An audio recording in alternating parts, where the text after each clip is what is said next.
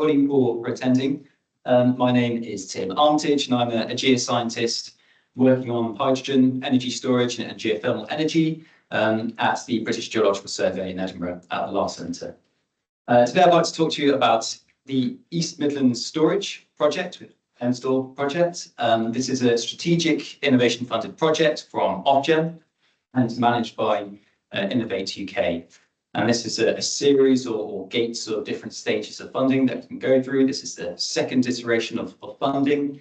Hopefully we'll go through towards the third gate soon as well. I would also like to talk and say thank you to some of the project partners. It's very much a collaborative piece of work. So Cadence, Star Energy, University of Edinburgh, who actually did a lot of the work that I'll be presenting on today, Centrica, National Gas, Uniper, and IDEX as well. And overall, I'd like to say a little bit about the East Midlands and the potential for underground hydrogen storage in a hydrocarbon field, an oil field in the East Midlands down south.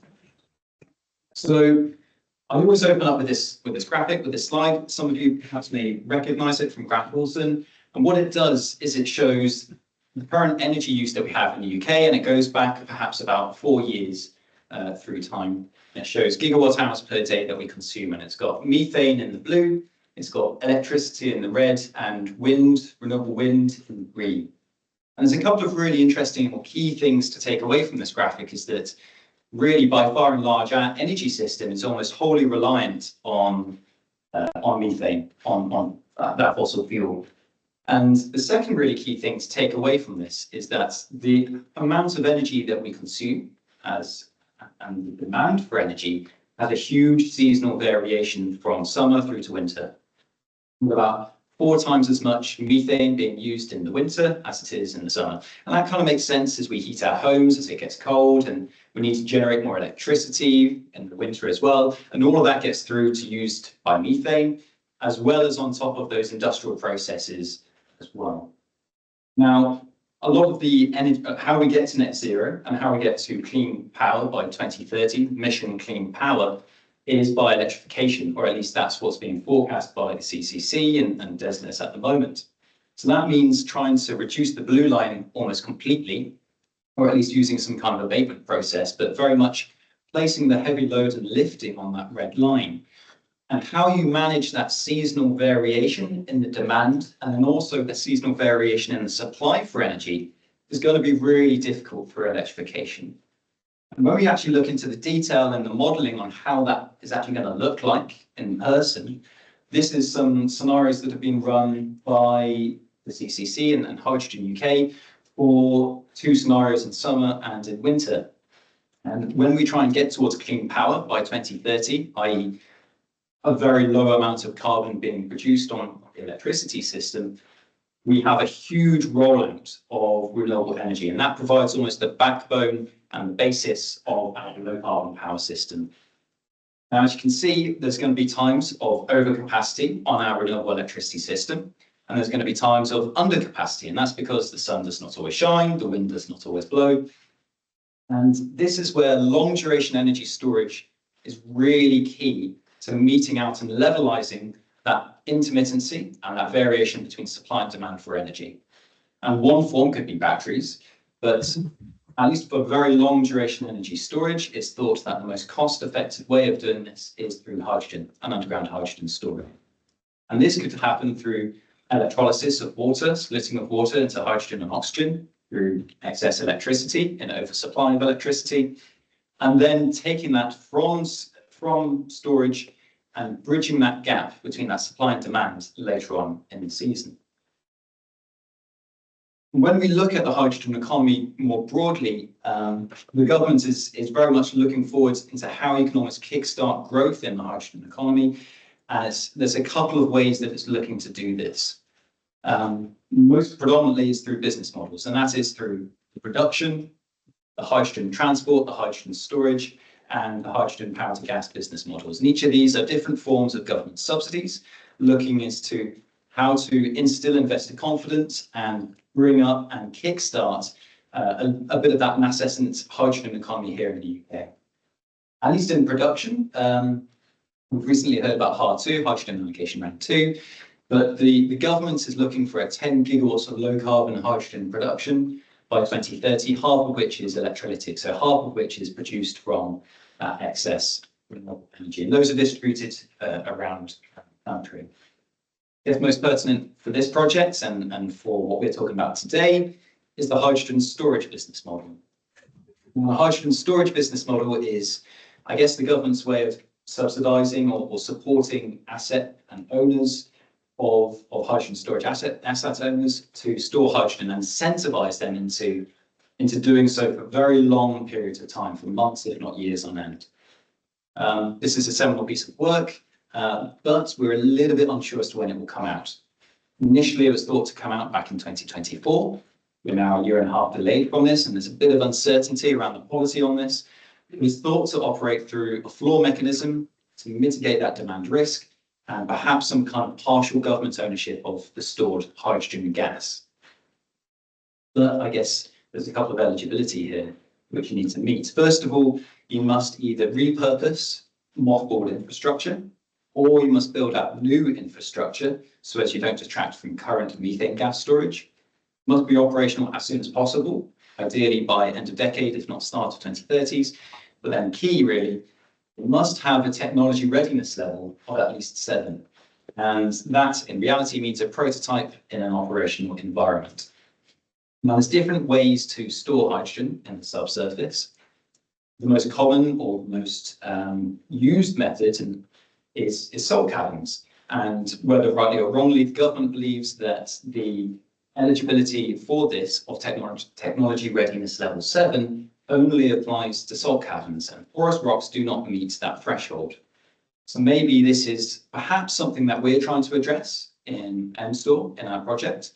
Can we show a prototype, a demonstration project in an operational environment for hydrogen storage in the subsurface within a porous rock, within a depleted hydrocarbon field or an oil field in this case? So that's not only can we apply for this business model, but perhaps we can unlock this support, this government subsidy, for other projects as well around the UK and be that first innovation project.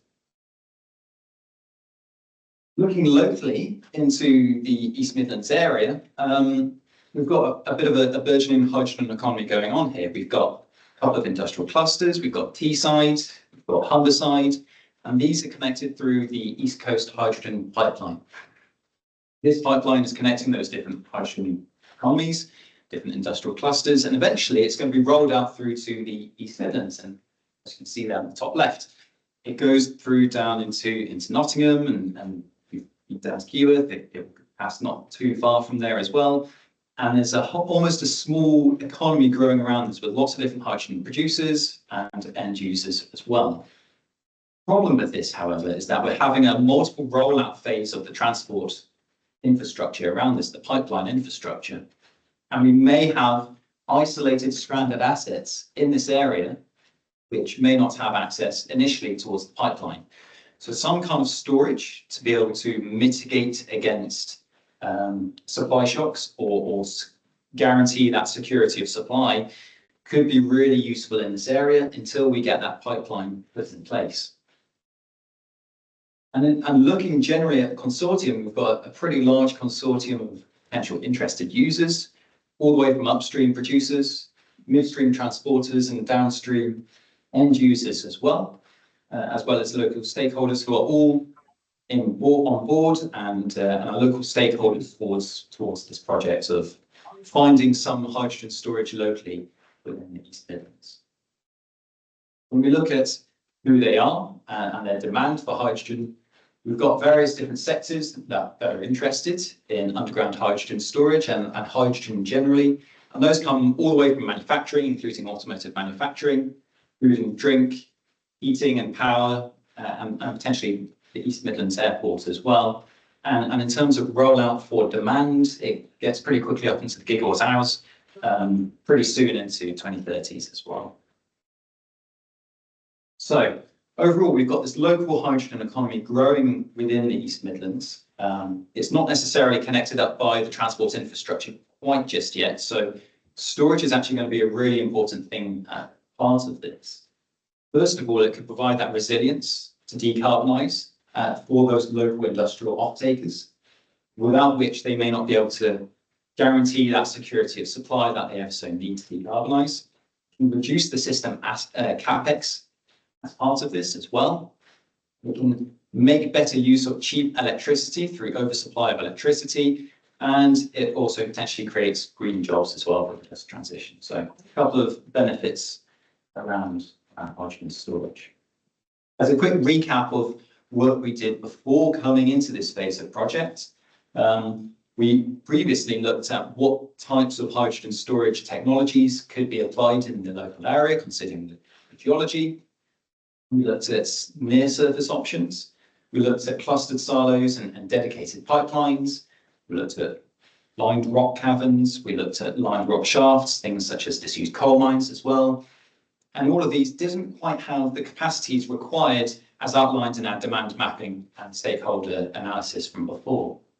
We looked at local salt in the area, out in the Humberside, and found that it wasn't quite homogeneous, or it was too deep or too thin.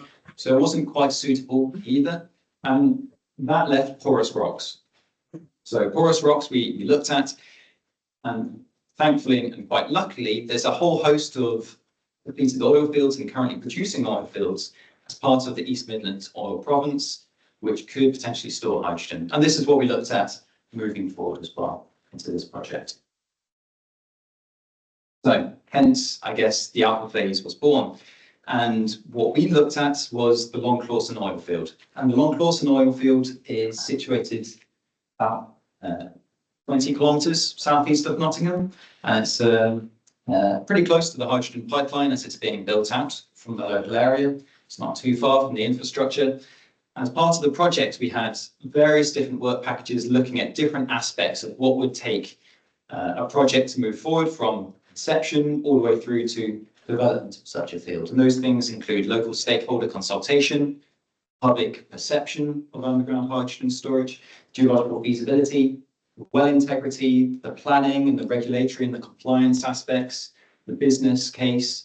And I guess for the sake of today, I'll just look at the geology, but all of this is being packaged up into various reports that will be publicly accessible as well. So also happy to talk about these at the end of the presentation as well.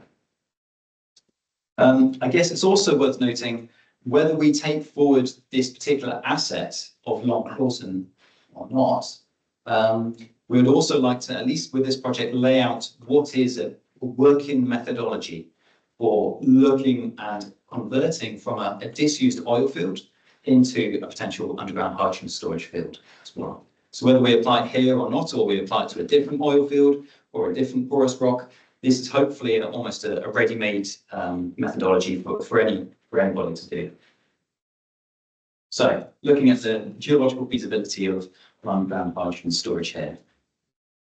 As a quick recap on what this means, probably preaching to the choir, but let's quickly go over it. We need a reservoir, so some kind of porous media, different that porous space is where that fluid would be contained within it. We need cap rock, that impermeable barrier over it, which will seal it and prevent and keep integrity and prevent leakage. We need an accumulating trap structure, and we need a cushion gas to be able to maintain that internal pressure within the oil field or within the storage to be able to produce and maintain that asset lifespan as well. Locally in the East Midlands, what we're looking at is the East Midlands oil province, which is a Devonian Carboniferous former rift basin. Looking at the subcrop map for the area, Long Clawson is situated around here, and we've got Nottingham and Keyworth just up around here. And as you can see, it gets generally quite deeper towards the northeast, and it's bounded by the Silby Fault, and it's got some varying Variscan-related structures, folds, synclines, anticlines, and a couple of nice normal faults as well. Mostly trending east-west, northeast-southwest, or northwest-southeast through the area. Originally, the oil was produced or sourced from the Pendleton Shales, which is in the Namurian. And then most of the reservoirs which we're interested in and within the area are within the Rough Rock, the Chatsworth, the Ashover. also within the mooring. Looking at the oil field itself, it's an aging one. It was first discovered back in 1986, first producing in 1990, so it's had a pretty long lifespan now of 35 years of producing. It's composed of 7 different reservoirs, each one divided by an impermeable strata, so it's almost a self-contained reservoir in itself, and the depth that we're looking at is between around 700 to 900 meters below ground level.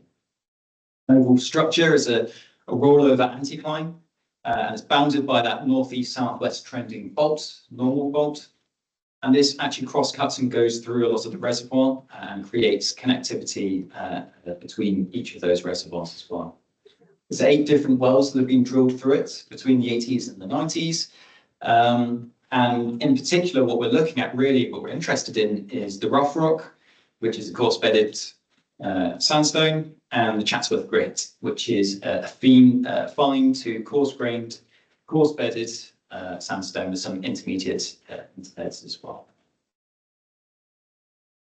Yes, overall, the work that we wanted to undertake and look at was looking at some of the geochemistry, looking at some of the microbiology, and then looking at reservoir modelling for this as well. The geochemistry is a really interesting thing because hydrogen is a very reactive gas. It is an electron donor, and it could potentially react with the reservoir, with the cap rock, with the wells. So looking and potentially mitigating against any of those reactions is a really important key step to potentially storing hydrogen. Similarly, microbes are almost ubiquitous in the subsurface. So understanding what microbes could be present and whether they're a risk and how you would mitigate it is really important. And then obviously reservoir modelling. So how does it behave in our operation, and how much cushion gas to working gas can we get out of this? We're looking at the geochemistry. There's a couple of different reaction phases. Hydrogen can react with carbonate, which could be locally present. This produces carbon dioxide to come out. It can react with pyrite and iron sulfide and produce a really nasty hydrogen sulfide corrosive gas, which comes out as well, or it can react with iron oxide as well. Each of these not only consume the hydrogen, which is the product which we're interested in, but also produce nasty byproducts that we want to avoid. And overall, what we did was that we took core locally from the area. We took it from the core store down at the BGS. Then up here in Edinburgh, they crushed it down, stuck it in a chamber, put it into reservoir conditions at pressure, at temperature, and basically cooked it for as long as possible to try and speed up that reaction rate. We then had a control sample, which they put through with nitrogen gas, and the actual test itself, which they flushed with hydrogen, and then analysed the gas that's coming out of it to see if there's any reactions taking place. And when we look at the results generally, there's not too much difference between our control of inert hydrogen, of inert nitrogen, and our reactive hydrogen as well. And we're not seeing those reaction rates in that calcite or production of hydrogen sulfide. So overall, it's looking pretty good. The only reaction that we did measure was potentially within redox, and that is probably related to chromium reactions that are occurring.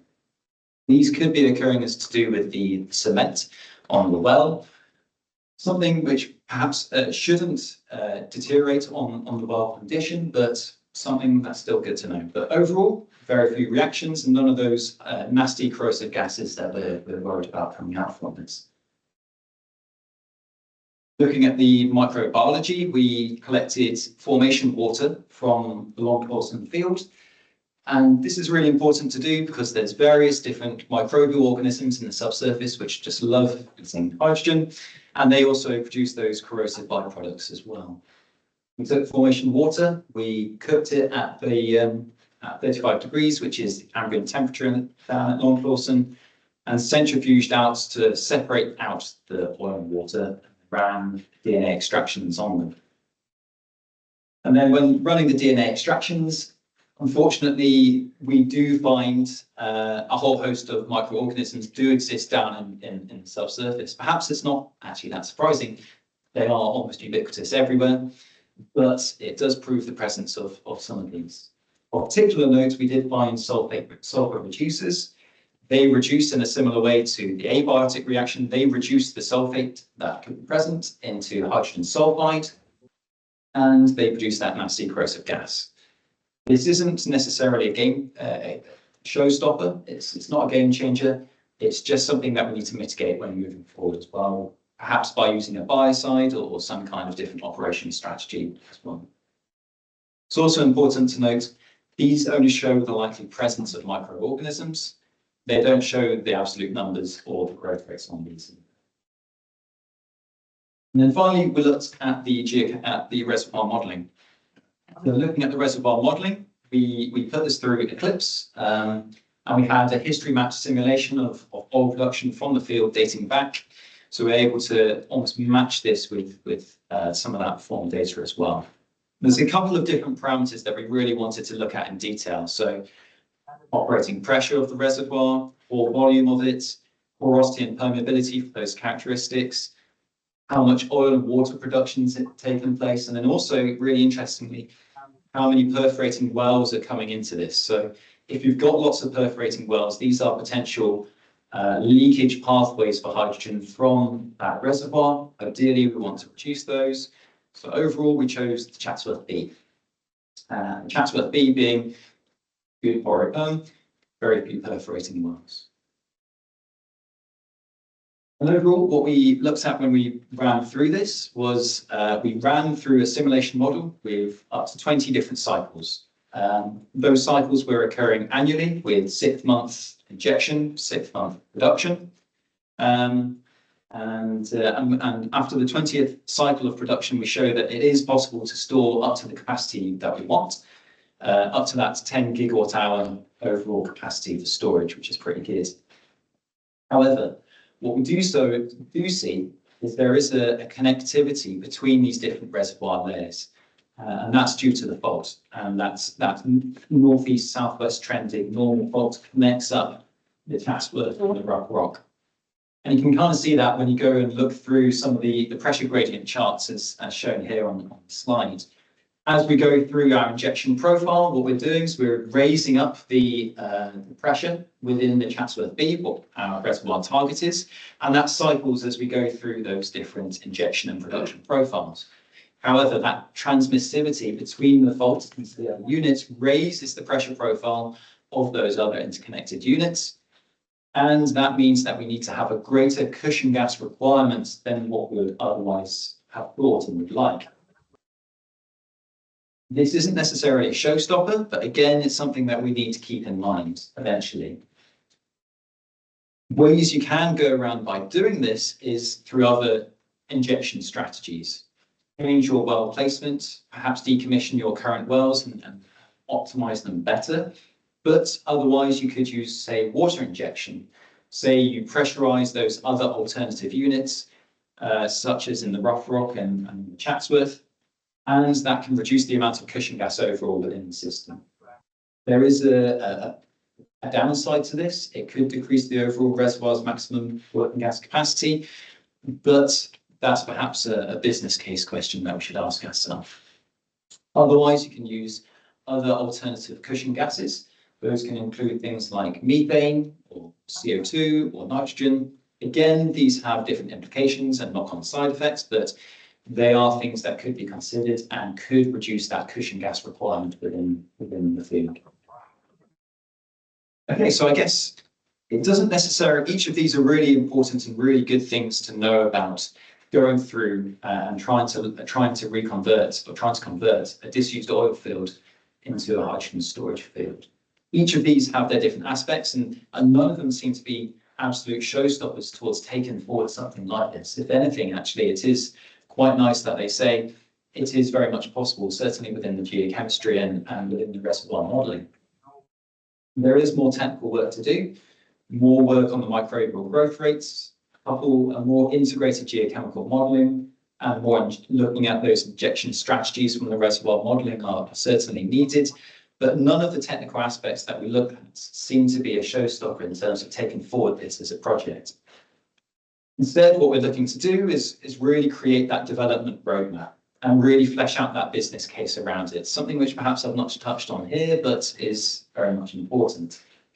I guess in the medium term, what we're looking to do is to still take forward this as a demonstrator facility, hopefully coming online by the end of the decade, and eventually work with UK governments to demonstrate progress, align with future policy, and show that this could be a prototype in a working environment, and upgrade that TRL level for the hydrogen storage business model. Yeah, I think that just about brings it to a close. Thank you very much.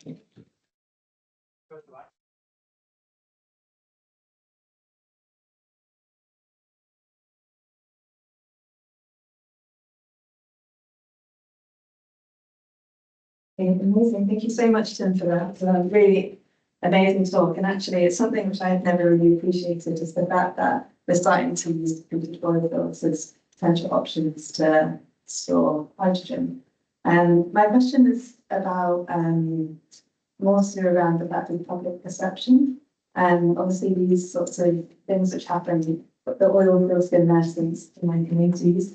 Do you think there's a negative or a positive or an ambivalence around using these oil fields, you know, not in my backyard type things, or have we not done research yet to sort of understand things? No, this was very much actually a really key part of overall EMStor project. So we had a whole work package looking at the public perception on underground hydrogen storage in the area, and using Star Energy, the asset owners. They have a whole connection to those local communities around their oil fields, including North Lawson. So we and University of Portsmouth sent out surveys to be filled out by local residents, and those included things of how much do they know about hydrogen, how do they feel about underground hydrogen storage, how do they feel about that happening in their backyard. And generally, they're actually pretty on board and pretty supportive. I think it's something like 50% of them would be supportive of that happening, even if it's in their backyard. And maybe those numbers change depending on where you are looking at around the area, but broadly a good level of support. But that should be caveated. They do support it, but they don't necessarily understand much around it, and they want to know more about it as well. Which is good. 50% is a good starting point.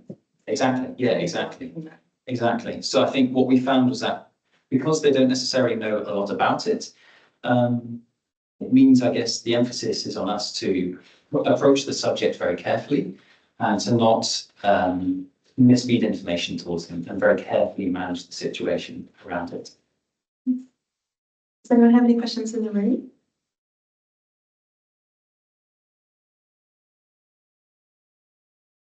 Thank you very much. Very interesting talk, lots of questions. First one, you mentioned history match model you've used for your forecasting. So history matching is an inverse problem, so that prompts multiple solutions. So do you use an ensemble of models to propagate uncertainty? Yeah, I think so I didn't do the reservoir modelling, but Niklas Heinemann from the University of Edinburgh used a lot of different simulations to run through with this. I think he ran 4 or 5 different simulations to go through this as well. Different geological models? No, same geological model, but different operational profiles. That's not the solution of the inverse problem. The inverse problem solution means that different geological models would match the same history. Oh, so are you suggesting that we changed the geological model because of the history? So, okay. Right. No, you showed that you have a geological model which you run forward with hydrogen. That was matched to history. Yes. So we had oil production. So what I'm saying, the history matching is an inverse problem which prompts multiple solutions. So there's no one unique solution. So it's possible there would be more than one geological model. We only had one geological model to run, and we didn't deviate from that. Because that's maybe a geological risk if there are other variants of geological scenarios which are possible. Oh, yeah, absolutely, of course. Yeah, absolutely. So, you know, we inherited this geological model from Star Energy, the asset owners, and you know, due to constraints on time and projects, we didn't look to interrogate that. But, you know, if subtle alterations onto connectivity on the bulk, for example, or transmissivity and hydrogen, or changes in the poroperm within that geological model, absolutely would change the outcome of the reservoir modeling. Absolutely, yeah, absolutely. So, yes, no, so we ran one iteration of the geological model.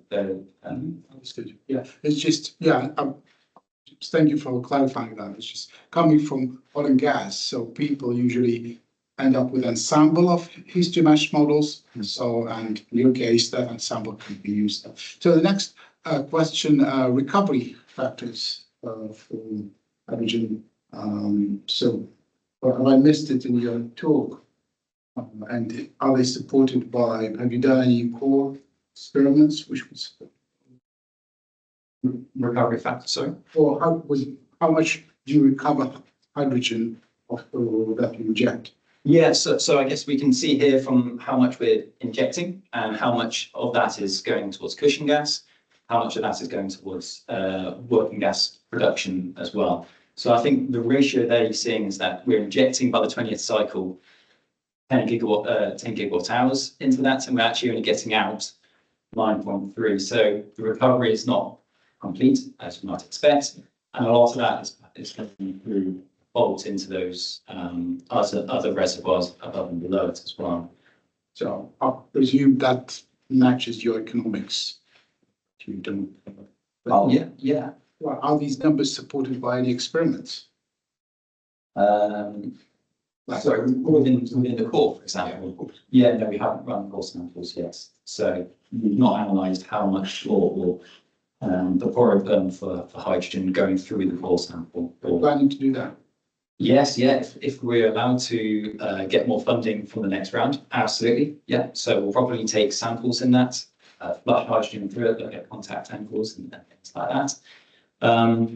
But in terms of this, no, it's pretty simplistic and just what data is available to hand at the moment.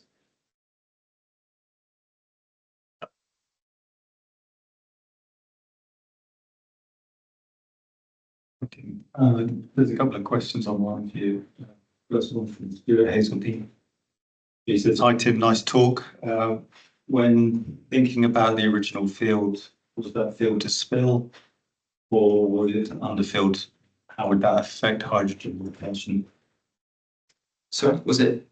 Yeah, was the field to spill? So was it filled down to its fill point? Mm-hmm. Or was it underfilled, and how would that affect the hydrogen retention? I think it was underfilled, but not certain. I think you should ask Nicholas, who ran the reservoir modelling, on that. He knows Nicholas, yeah. Yeah. And then two more questions. One from apologize for the pronunciation. Walter Michael. Thanks for the nice presentation. Is there any work done to study the history of earthquakes or any of this? Yeah, I guess, yeah, interesting with induced seismicity or storage on this. Yeah, so we've not looked at the geomechanics or how critically stressed that fault is. That would absolutely be a really interesting study to do next. So if you're changing those pressures, especially through injection into production, obviously you're changing the pressure profile on that fault, and seeing how far we get close to critically stressing it and then rupturing that is going to be really important. Yeah, so again, future work to be done on this. I wouldn't think it would be a problem, but certainly something to be concerned about. And then the last one online for the moment from Emmanuel. Thanks for the great talk regarding the microbiology experiments. To what extent do you think the microbial load will affect the subsurface hydrogen consumption? Okay, so as in how much hydrogen would they consume? Yeah, I guess. Okay, yeah. So I guess now we know the presence of microbes within the subsurface. If we were to just produce or inject, hydrogen within that, we can do some very basic modelling. knowing the temperature and knowing the geochemical conditions down there, how quickly they could take it on, how quickly they could consume hydrogen and that reaction rate. I guess ideally that we won't let it get to that. So we'd probably, if it is a problem, the asset owners will probably use some kind of biocide injecting down there to try and get off and get rid of them. There's also interesting problems in that previously the asset owners have already used biocides down in Long Clawson. So we are seeing presence of these microbial communities, but it would be a really interesting study to see how do we still grow in the presence of biocides within the field already as well.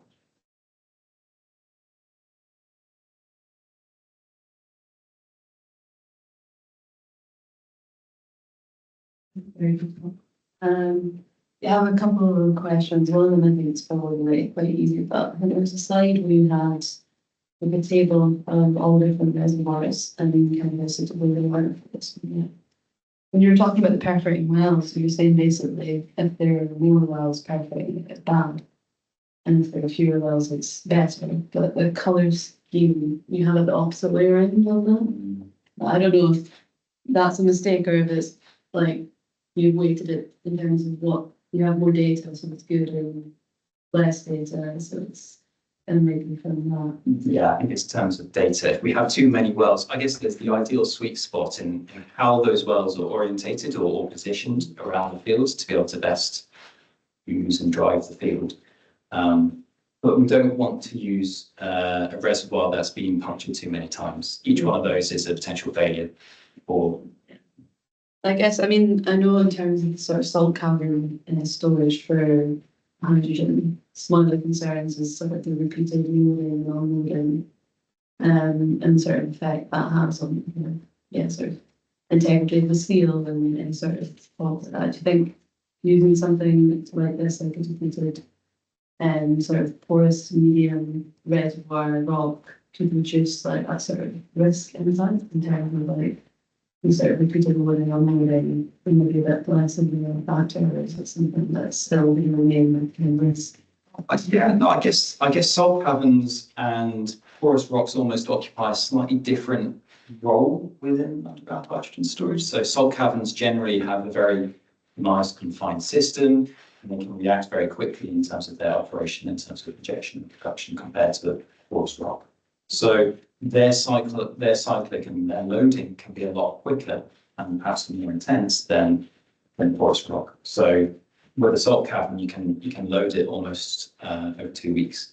Whereas I guess for us, we've modelled almost that annual cycle instead of that monthly cycle.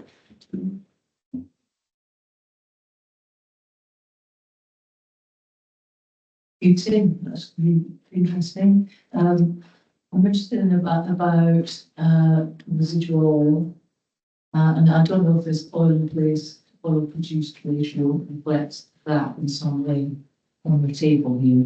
But is there residual oil still in the post phase, and how would you expect that to impact on hydrogen that you're going to put in there and then retrieve? And also, I'm interested in the wells, and quite a lot of the wells in the field, really old. Has the study looked at those? I mean, or are you primarily interested in the reservoir and the wells are something that you need to look at later if you're seriously considering using this reservoir? And that's just another comment. And then also, how many wells were used in your simulation as injectors? Okay, yeah, so That's 3 questions. oil is very much still in place, and no matter how much we produce from this, there will always be residual oil within the oil field because we're not going to produce all of the oil. And looking forwards, there's still Star Energy is still going to be producing oil up until 2030. So it will still have oil in place, and how hydrogen reacts, potentially dissolves within that oil phase, is a really interesting question that we would like to look at next. So if there's any residual oil in the system, how does that potentially clog up the pore space? How does hydrogen react with that different aqueous or oil phase as well? Yeah, really interesting thoughts. We run core experiments for that. The one core experiments. Yeah, so I guess. Yeah. So we could look at core experiments, flush it with oil, and then put through. Yeah, absolutely. Oh, the wells. The whereabouts of the well, and the fact that they're obviously old. Yeah. So the wells, I think I've got that here. This is the non-Clawson field overall, and you can see when each well has been drilled and what's happened to them. And then they're old, right? These are 35 years, around 35 years. So yes, one of the work packages that we had was looking at the quality of the wells, and how much data is available, and are they suitable for hydrogen use. And it looks like Star Energy, they inherited it from, I think it was iGas, and then they inherited it from BP, who first produced or first took it online. And each time there's been a handover, there's not been full data handover with it. So there's actually quite a lot of missing well information on each of these. So although we know, what cement mix it could be, we don't know necessarily what everything around it. And they haven't looked at the integrity of all of these wells as well. And considering they're 35 years old, some of them, it's unlikely all of them will be suitable for moving over towards hydrogen. So what we're assuming is that we're going to have to drill a couple new wells for this. That gives us, I guess, the advantage. Okay, it's expensive to drill new wells. We have to plug and abandon these ones. It does give us the advantage, though, of at least being able to use better well placement for drive within the oil field. For storage to get us better optimization. How do you consider sealing these wells? Yeah, that's kind of what. Yeah, it's plug and abandon. So Yeah, they all how if they're leaky, they're like. Because hydrogen is basically, it's a different story. You can find a way. yeah, true. I guess concrete plug. I don't know. I'm not a well engineer in terms of my speciality, but I take it on. There's a spin out what which creates this substance which supersede. Yes. Okay. Thanks. Any other questions or anything online? Nothing online, no. I've got a question.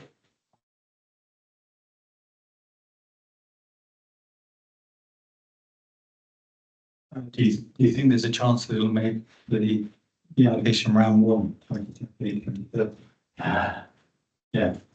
Yeah. So we have a timeline here of what we're looking at. So what we're looking at is over the next year, probably going into some kind of development roadmap or build development plan or planning phase for this moving forward. And then we're going to apply for the next stage of off-gen funding, probably around end of 26, start of 27. So this is the next package of funding from off-gen to take forward any facility into a demonstrator or prototype field. Whether we actually choose Long Clawson or not is up in the air. It could be a business case from Star Energy who say it's still a producing oil field and that oil is too valuable. They don't want to use that. You lose that as a business case, in which case we can reiterate some of what we've done now in that field development phase and look at other fields or other assets that they have as well. But either way, we're going to be hopefully targeting that end of next year and probably online start of the decade next year if it does go ahead.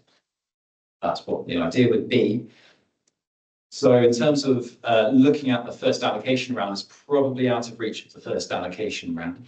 And the first allocation round is probably gearing towards salt caverns anyway. So in terms of eligibility, we probably won't be able to make that. Perhaps allocation rounds thereafter, the following year or year after, would be what we're aiming for.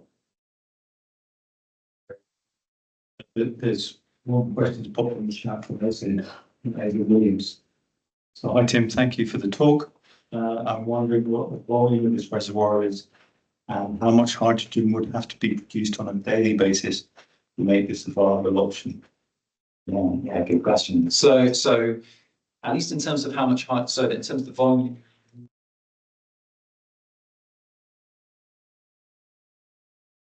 Well, I guess that shows just within the Chatsworth how much we can store. We can expand the reservoir model to include the other reservoirs as well. How much hydrogen is being produced in the local area to be able to supply towards this? That's a really good, interesting question. So when looking at local producers, we have this map here. We've got, where are we? Somewhere down here is Long Clawson. Then up here, we've got Ratcliffe-on-Soar. And up here, we've got Chinook Hydrogen. These are two pretty large hydrogen production facilities that are going to hopefully be coming on soon.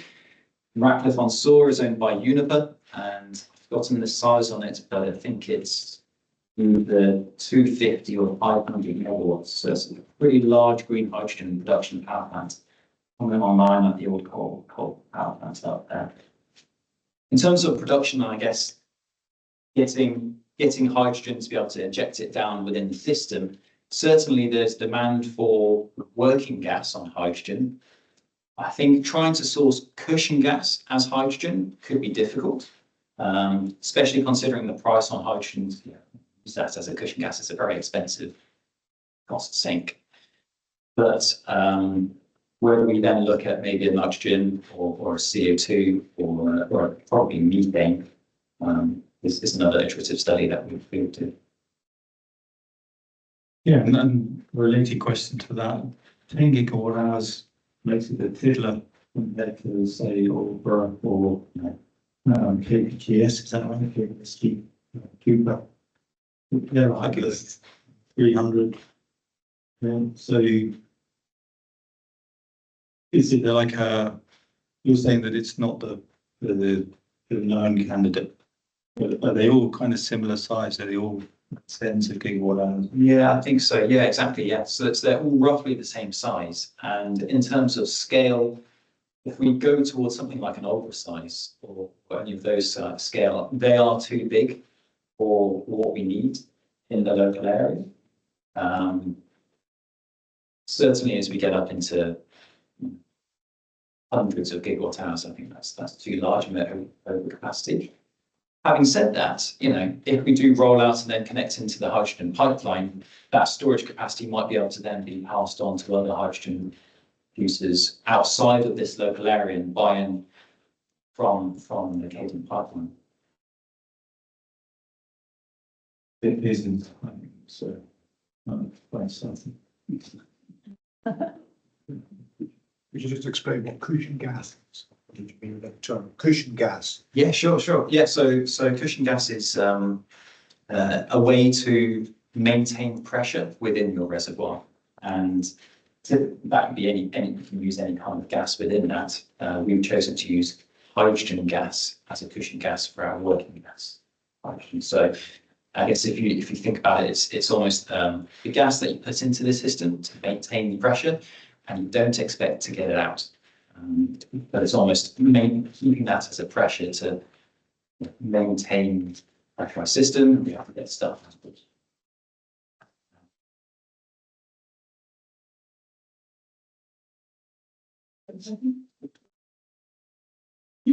Stop talking. I killed it then. You will never know. Amazing. Right, if there's no more questions, you can wrap up. Sorry, no, it closed. Sorry. So thank you, Aislinn. Do you think there may be an opportunity for seasonal production of geothermal fluids along with the stored hydrogen? Yes, I guess that goes towards any infrastructure or any producing oil field. The temperatures down there is about 35 to 40 degrees. So it's coming out with some nice temperatures. We've got figures, I think I showed on the table, we've got figures for how much water is being produced as well. Yeah, I guess it could be possible to run a heat exchanger. Whether that's economic or not is always dependent on route to markets on that. Considering we're basically just in some farmers' fields, not really close to, and we'll take that out. But I guess as a wider point for geothermal, a lot of hydrocarbon wells could be repurposed for geothermal. Yeah.